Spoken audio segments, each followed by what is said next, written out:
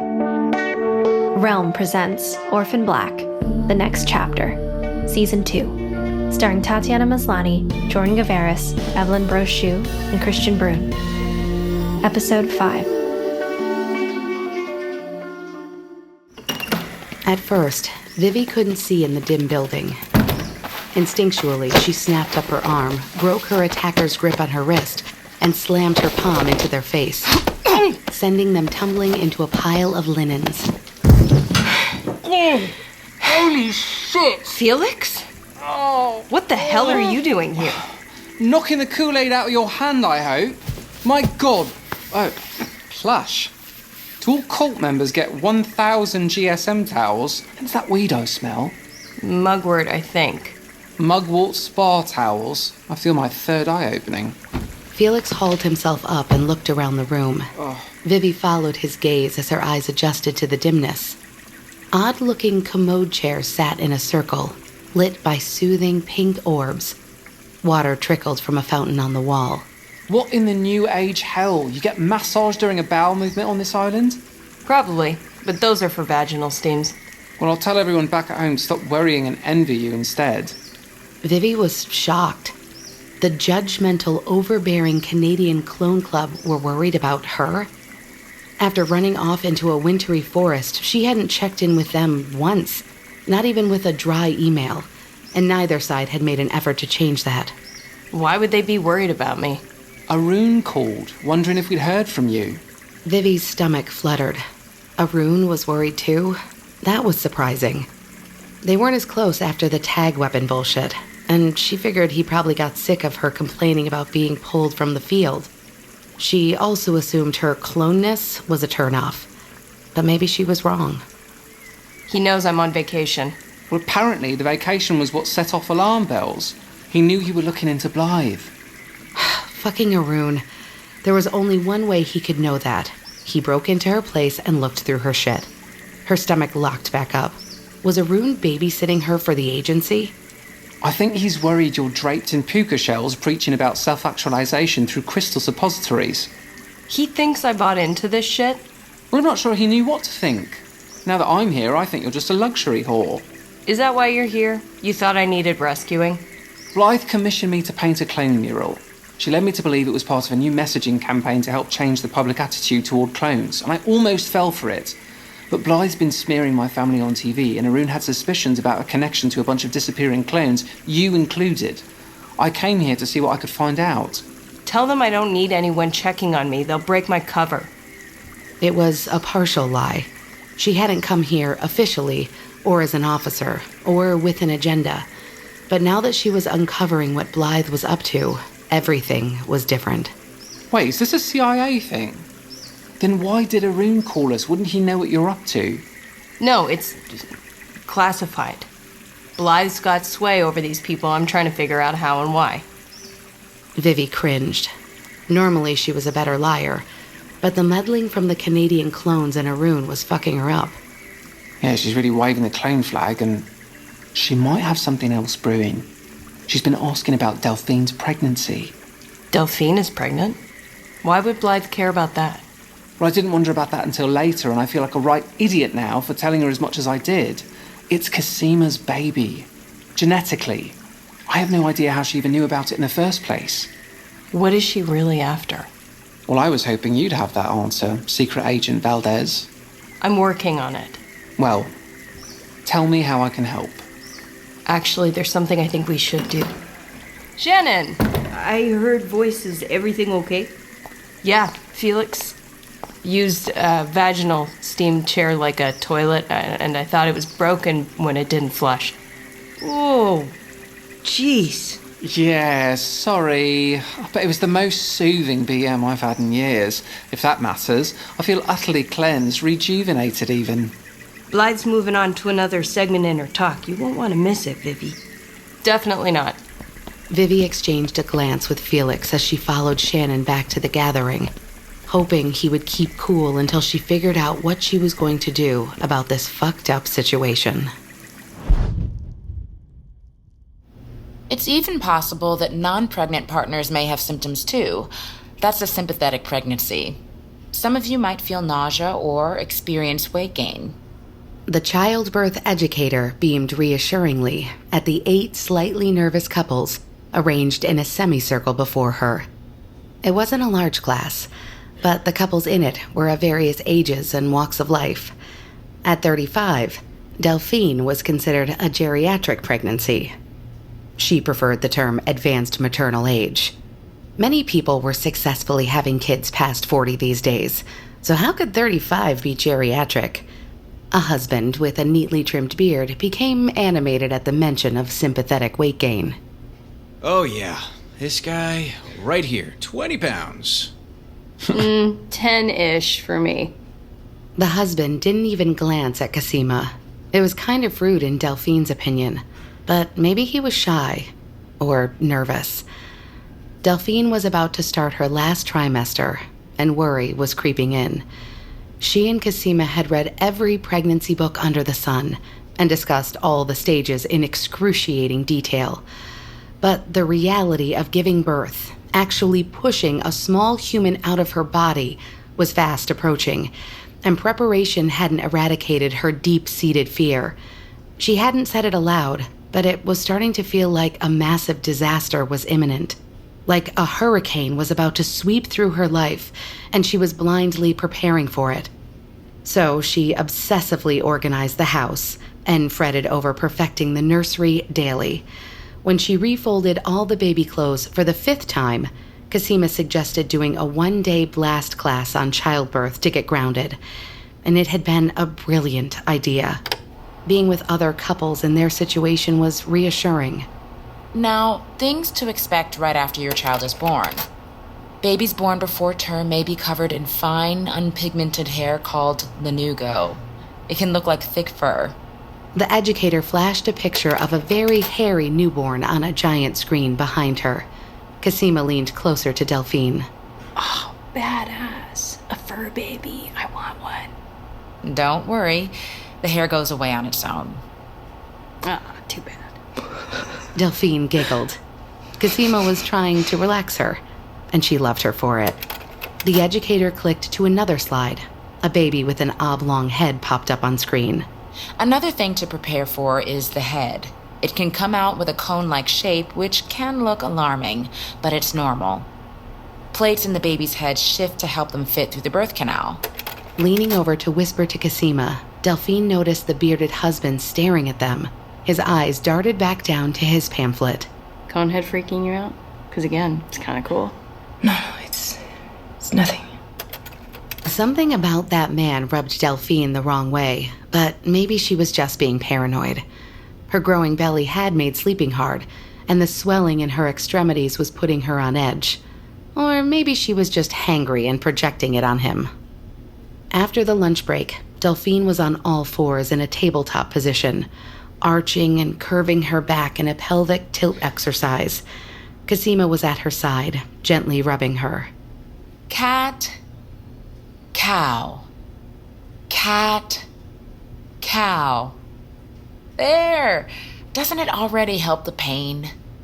I love you in this position. Which? Cat or cow? Both.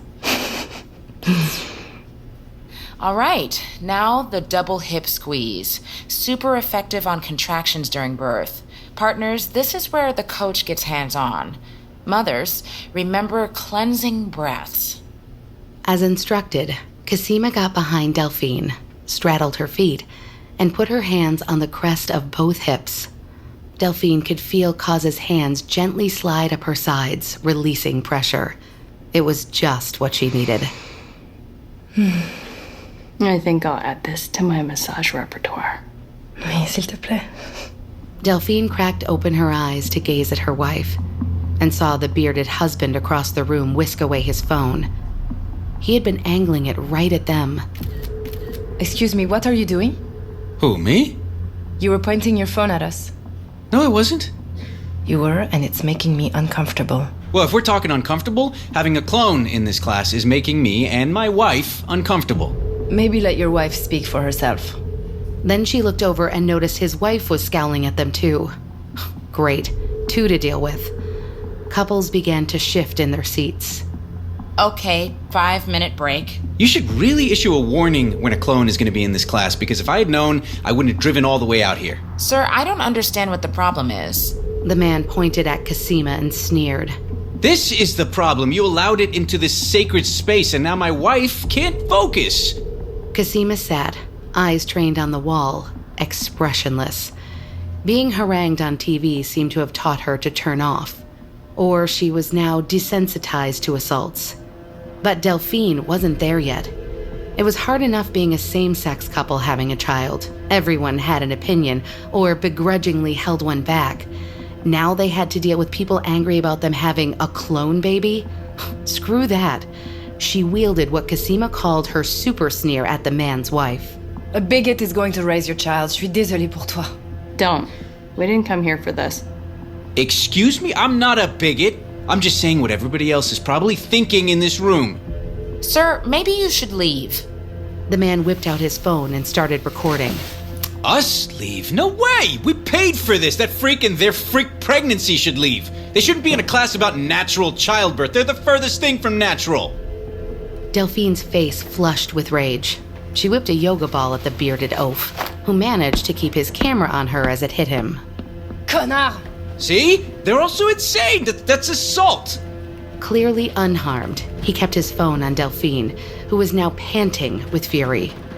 Come on, Delphine, we don't need this shit. Plus, we already know all this stuff. Cosima grabbed Delphine's hand and walked her out. On the car ride home, Delphine was disappointed with her outburst. But she couldn't help herself. That oaf was a rude reminder that their battle for respect in this world was far from over, and that it would only carry on for their child. Their kid was part of the Leda genome, and idiots would single them out for it, without reason, without knowing anything about genetics, just based on prejudice. You're cool as a cucumber in there. How? This is becoming our everyday. I can get fired up every time, or I can focus on what's important. You, me, and our baby. So how about we just do that? Focus on what matters and breathe through this. Despite what had just happened, Cosima was still coaching her crestfallen wife, being strong for both of them. Delphine's love for her swelled. She took Cosima's instruction and breathed. Suddenly, she wasn't as nervous anymore. In theory, she had always known she wasn't alone in this, but now she really felt it. She had the calmest partner and labor coach she could have asked for. Delphine couldn't imagine having this baby with anyone else. Crabs, Lisa. Helena was set on finding Felix, but wasn't happy to be back in Miami. The last time she was here, she was a very different person. Someone she didn't like. She didn't have children, or sestras, and she wasn't Meathead. She was the original, sent to find and kill all her copies. Tomas had tasked her with hunting down Ledas around the world, some of which were in the United States. Miami had been her illegal entry point to the country. Beth Childs in Toronto was the top Leda on her list, so she worked her way up the East Coast to Canada. Some Florida stone crab would make being back in the city more pleasurable, so Helena went straight from the airport to a 100-year-old restaurant famed for it, and ordered a meal for 4 to go. She was right. Crab did make things better. Waiting at a marina for her contact, Helena smashed the claws, peeled off the shell, and savored the flaky, sweet meat. The takeout menu said these shellfish were a sustainable and renewable food source. Fishermen caught and pulled off the large claw on each crab, then threw them back into the Gulf of Mexico, where they regrew the harvested limbs. Impressive little sea spiders. On the horizon, she spotted a trawler puttering toward her over the blue-green water. The man she'd been waiting for stepped off and strode down the dock. Helena, Helena, Helena. Marco, sorry, I didn't save you any crabs. I think I owe you dinner. Just dinner? Marco, I saved your life. Pamiętajesz? Oh, how could I forget? Marco had smuggled her into Florida on his boat. The trip had been relatively smooth until they neared Colombia. Smugglers determined to end Marco's career boarded their vessel and held them at gunpoint. Helena single-handedly took down the four-armed rivals, sending them to the bottom of the ocean in a fishing net, then sinking their boat to cover it up. I want boat for 1 week. For fishing. Fishing? This my meditation. Are you moving drugs? Please, I am writer now. Famous. You can see me on TV talking about books. I did. Your tour looked pretty rough. Lots of angry people, Helena. This way I fish and meditate. How much for boat? Though he didn't buy her story, Marco quit it with the questions. He knew what Helena was capable of. He offered her a battered, unregistered trawler free of charge. Whatever you're up to, please don't let it come back and bite me in the ass, huh? Your ass will be fine. The next morning, Helena grabbed coffee and a box of guava, cheese, and beef pastelitos, then fired up the trawler. She tried Felix on her satellite phone. Still no answer. He could be in deep trouble. Helena punched the coordinates for Blythe's island into the GPS. She was sailing out into the Caribbean Sea like a pirate. Yo ho ho, bottles of rum. Watching the Miami shoreline shrink as the trawler glided away, Helena realized the city had been the beginning of her journey to healing and regrowth. Ultimately, she was grateful. This place led to meeting Sarah and her other sestras. This place brought her a family. After she was finished with this Blythe person, she would take little Donnie and Arthur here to taste and learn about the resilient crabs. They would learn about life, about the sestras. We are crabs.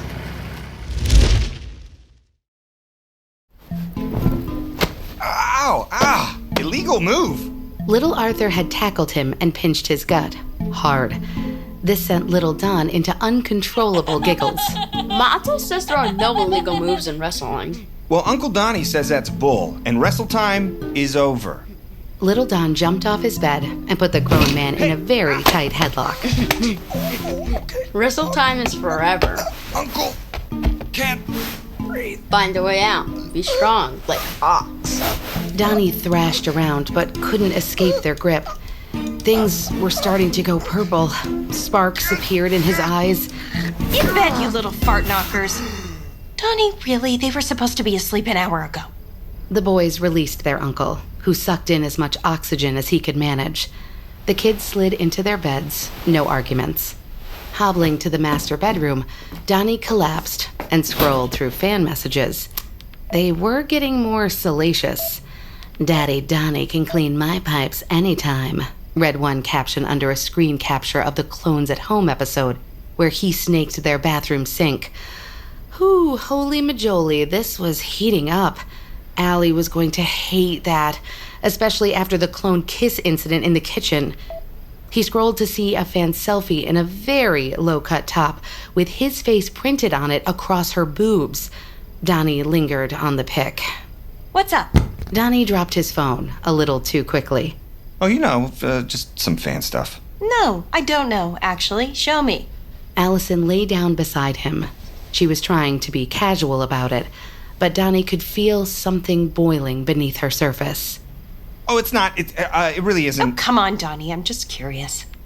Reluctantly, Donnie held the screen toward his wife and scrolled through the messages and pics. Wow, that one with the tattoo looks intelligent.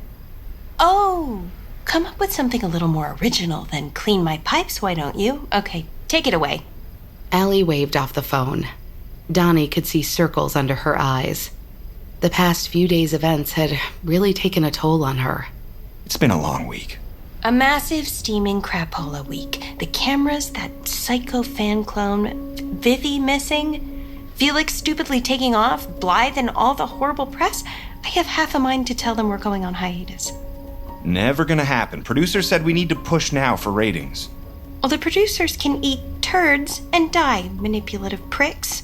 Yeah, they're producers, Allie. Well, I don't care about ratings. That's not why I'm doing this. All I ever wanted since the exposure was to put a human face on the Litas, show them that we're not some weird pod people. We're like everyone else, and we're approachable. And that's what we're doing, honey. Yes, but now we're a little too approachable.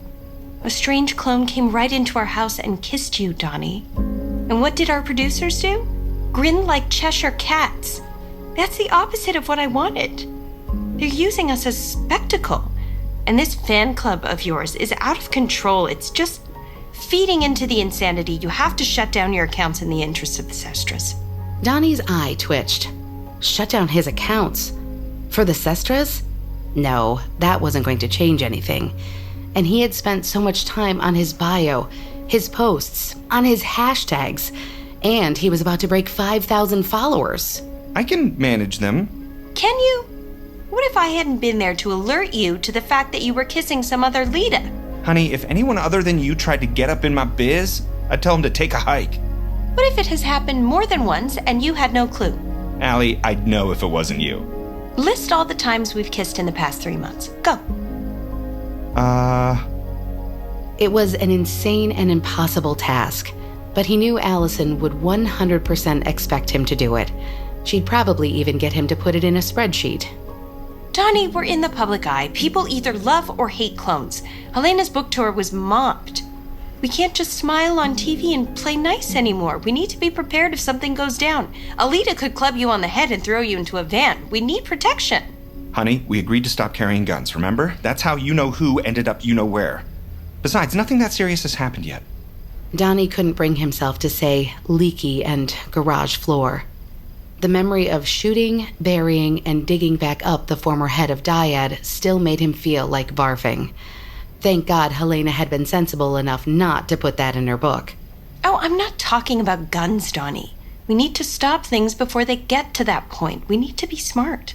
Well, shutting down our accounts and putting the show on hiatus isn't smart. We're losing our voice at a crucial time. We're losing our control in the media. No, it's too risky. What if some clone bimbo walks through our door again? Safe word.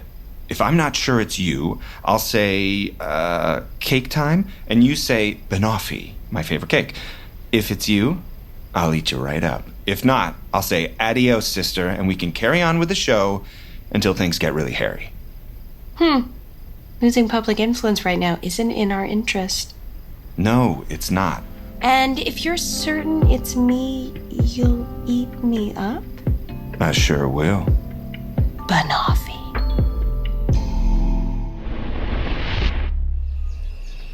The moon shone down on Blythe as she strutted around the amphitheater stage like she was giving a TED Talk.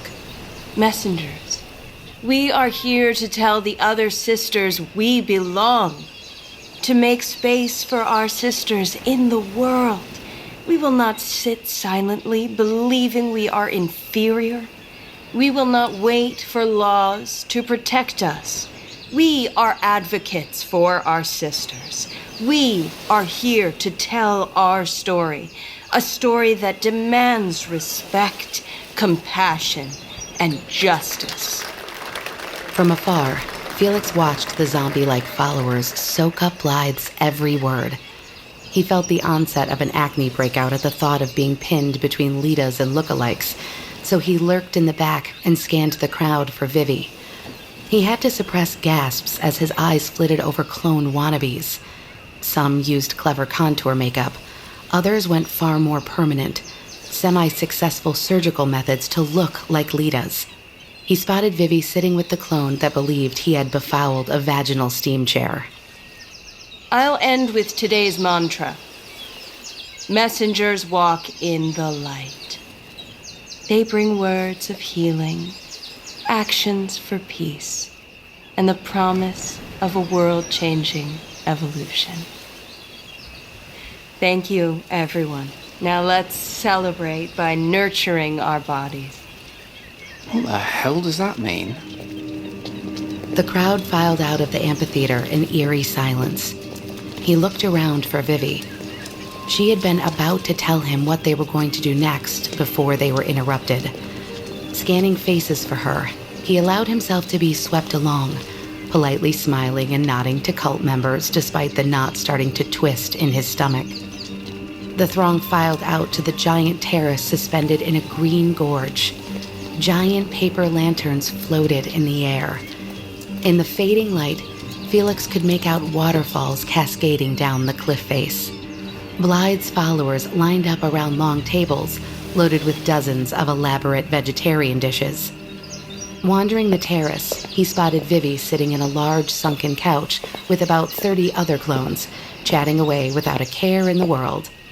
Blythe was with them, distinguishable only by her billowing pants and tiny linen crop top that showed off her yoga body. He realized the Litas weren't eating with the non-clones. There was an island hierarchy. Fee drifted around the clone VIP area, attempting to catch Vivi's eye, but it seemed like she was actively ignoring him. He needed to talk to her in private. Softening his face to look as serene as possible, he glided over to the clone ringleader. A non-clone cultist standing near them stopped him. Sorry, they're having a private chat.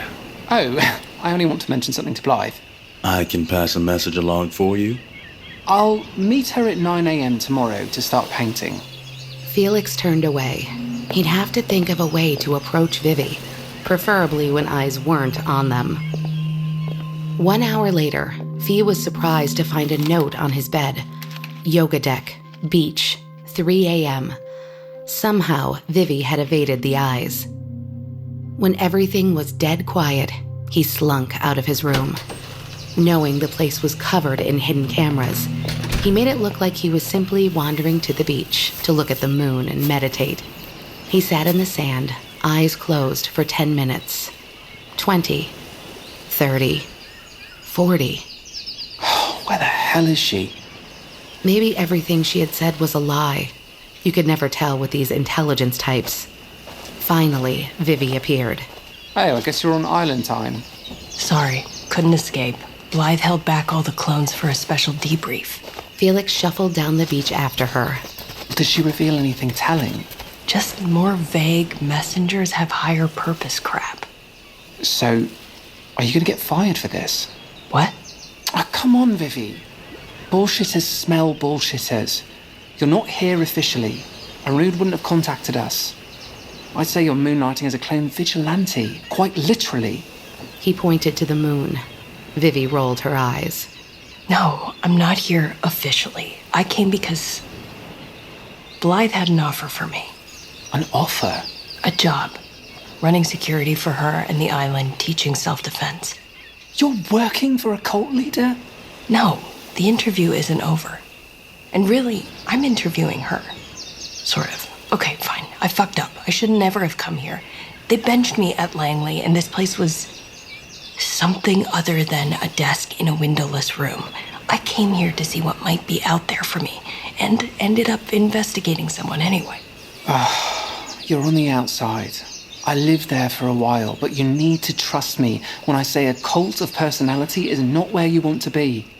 At some point, this island is going to tear itself apart. I know, but the more I see of this place, the more I realize I can't just leave. Coming here was a stupid mistake, but leaving without knowing what Blythe plans to do with all these women, if something goes south, it will haunt me the rest of my life. Vivi turned off the beach and led him down a forested path. They slunk past a circle of dark bungalows to a courtyard lined with communal workspaces. At the back stood a 10-foot fence. As they walked up to it, Felix saw that the gate in the center of it was locked by an electric keypad. What's this? No idea. No one seems to want to show me. Give me a boost. With some effort, Felix hoisted her onto the fence. She dangled her hands down toward him. Okay, hold on tight. I may not look it, but I weigh twice as much as you do. Your arms will tear off, darling. Do it or I leave you here. God, she was like Sarah. This whole scenario was like a flashback to their street urchin days of mayhem and mischief. To avoid an argument, he let Vivi haul him over the fence, which, to his surprise, she did with ease. On the other side sat a cinder block building with a padlocked door. Fee searched in the dark, found 2 pieces of old steel rebar. He angled the bars in the U of the lock. What are you doing? Drawing on years of experience. You'll wake everyone up. Get off my dick and let me work, please. He pushed them in opposite directions until the lock popped off. Vivi looked genuinely impressed as he swung the door open. There were rows of shelves filled with freeze-dried foods, first aid kits, tools, camping gear, and small generators. Vivi inspected lockers lining the walls. They held dozens of shotguns, rifles, handguns, ammo cans, knives, and crossbows. Prepper paradise. Vivi examined racks of black tactical clothing. This isn't just prepping. This place is stocked for a militia. At a desk in the back, Felix leafed through logbooks detailing every resident's strengths and weaknesses in hand-to-hand combat. There were schedules for firearm and knife fighting classes. A stack of files listed offenders around the world that had committed some form of violation toward either a specific clone or the Lidas in general. Domestic abuse, slander, cyberbullying, abandonment, theft. The crimes were varied, and a messenger was assigned to visit justice on each target. One name caught Felix's eye. He held the file out to Vivi. Look. Derek Billings, violations, physical abuse, psychological abuse, verbal abuse, online harassment, death threats, penalty, execution by shooting. Messenger assigned Shannon Billings, former spouse. Oh my God, I was training Shannon for a strike team. You were what? Blythe had me running self-defense classes, small arms training, hand-to-hand combat. I thought I was teaching these women how to protect themselves, but she wants to make them assassins. Damn it. How could I be so stupid? We need to warn the authorities. How? They took my phone. Somehow. Blythe communicates with her assistant Natalie across the island. There must be phones somewhere. They rummaged through bins and drawers. At the bottom of one, he found a hard-shell protective case containing a satellite phone. Vivi, we got to take it out. Felix dialed Sarah's number. The phone flashed an alert. No signal. The concrete walls must be too thick. Leaving Vivi to continue searching through the bunker, Felix wandered out into the dark, watching the screen for bars. Still none. After a few minutes, the tiny satellite icon lit up. He quickly dialed Sarah's number again. Who's that? Sarah, I'm with Vivi on the island. Fee, I'm gonna strangle you. Listen. I don't know how long I've got before the satellites move. Blythe's armed to the tits out here, and she's got a hit list. Well, she's got a hit list? Yes, we think she's going after anyone who's even so much as offended a clone, and... Felix stopped. Something was wrong. Fee, you there? Sarah, I think... A hand closed over the phone, ripping it out of Felix's grasp. Felix? He looked up to see Blythe, Felix? who looked ready to tear him limb from limb. Can you hear She me? signaled. Someone behind Fee grabbed and twisted his arm, bending him into submission. Oh, holy hell! Felix heard a voice through the pain. If you resist, it'll only hurt more. It was Vivi.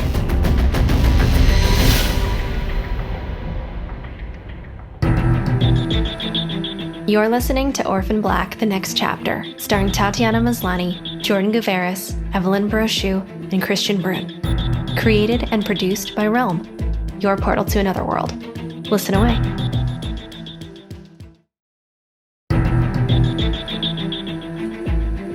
Orphan Black, The Next Chapter, Season 2, is executive produced by Tatiana Maslany and stars Tatiana Maslany, Jordan Gavaris, Evelyne Brochu, and Kristian Bruun. Based on the television series Orphan Black, produced by Boat Rocker Studios.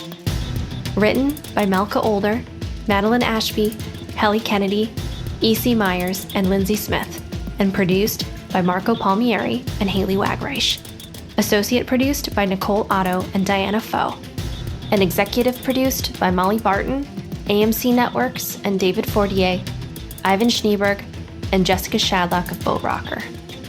Performed by Tatiana Maslany, Jordan Gavaris, Evelyne Brochu, Kristian Bruun, Alyssa Zia, Vikas Adam, Taya Garlett, Hudson Mako, Stephanie Shea, Daniel Bonjour, Stephanie Frame, Tiana Camacho, and Nathaniel Kweku.